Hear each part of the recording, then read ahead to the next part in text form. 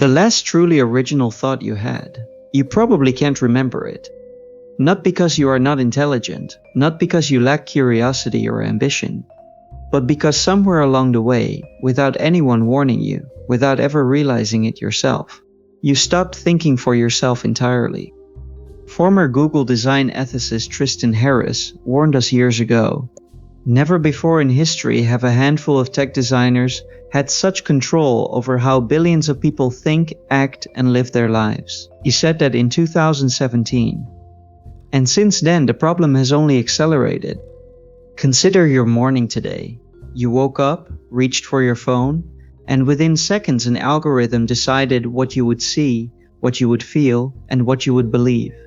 You scrolled, you reacted, you formed opinions about things you never chose to look at, and at no point did you stop to ask, was any of that actually my decision? And this pattern did not start with your phone. It started long before you were born.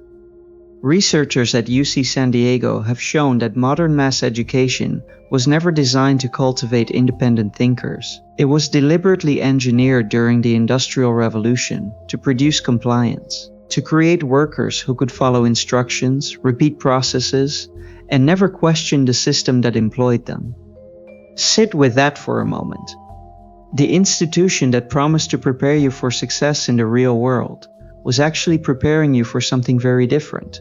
To be predictable, to raise your hand before speaking, to wait patiently for permission, to memorize the answer someone else decided was correct and never once think to ask why. And then came the digital layer. Today, more than 80% of the content on your social media feed is selected by an algorithm. Not by you, not by the people you follow, not by truth or relevance, by a machine designed to keep you scrolling. You did not choose to outsource your attention. Nobody asked for your consent.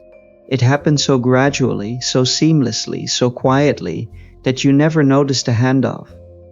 One day you were choosing what to read, the next day it was choosing for you, and it has been choosing ever since.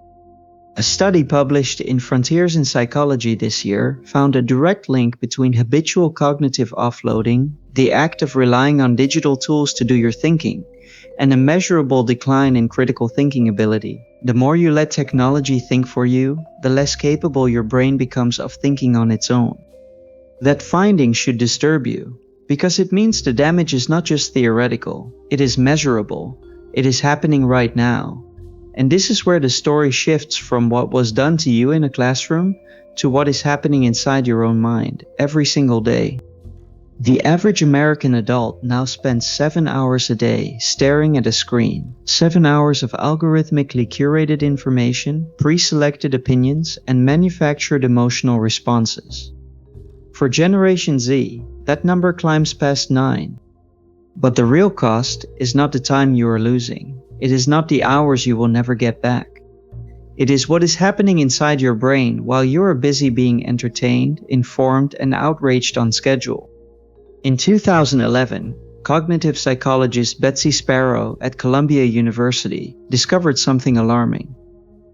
When people believed information would remain available online, they stopped remembering it. They remembered where to find the answer, but not the answer itself. Psychologists now call this the Google effect. Your memory did not fail you. It adapted. It calculated. Why remember facts when the answer is one search away? That sounds efficient.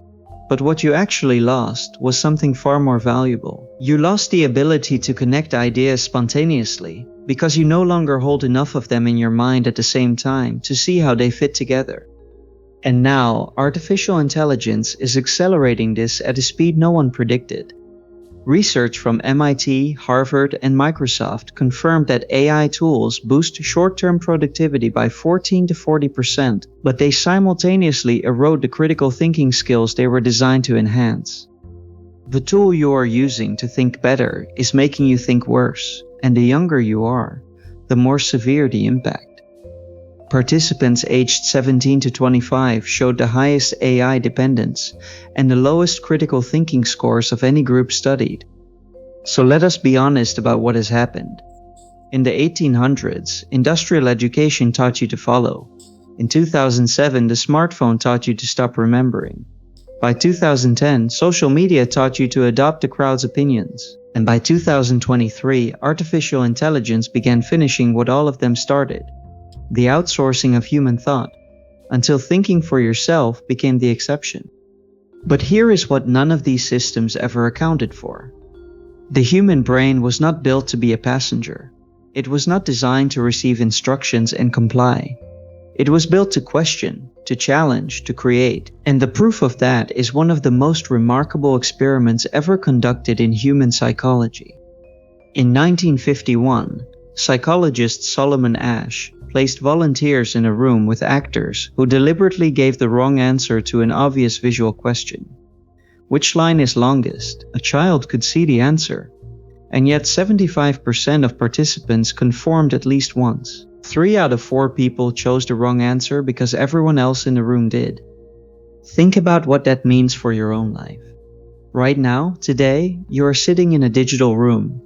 A room with no walls, surrounded by millions of voices telling you what to think, what to buy, what to fear, and what to believe. And the research tells us that 3 out of 4 people will go along with those voices without ever questioning whether they had a choice. But Asch discovered something else. Something powerful enough to change everything. When just one other person in the room gave the correct answer, just one single voice of dissent, conformity dropped from 37% to as low as 5%. One person who thought for themselves freed nearly everyone.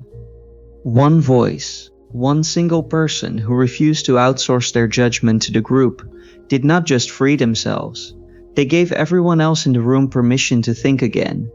And that is exactly what you can do, not just for yourself, but for every person watching you make a different choice. And this is the part that should give you real hope. Neuroscientist Norman Doidge spent decades documenting how the human brain physically rewires itself based on how you use it.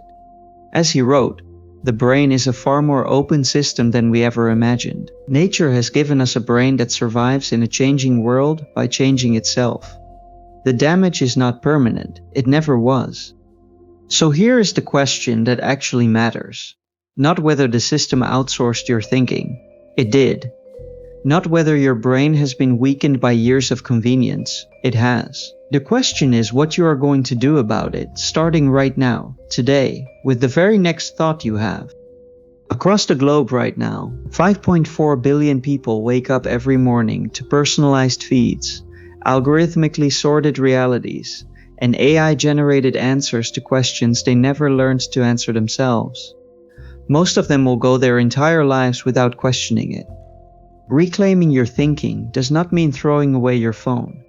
It means sitting with a difficult question long enough to form your own answer, before you search for someone else's.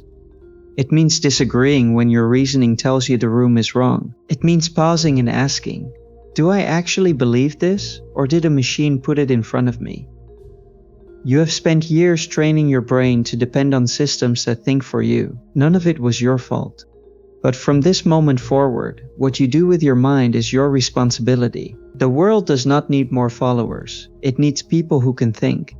And that starts the moment you stop outsourcing the most powerful tool you have ever been given. Reprogram yourself.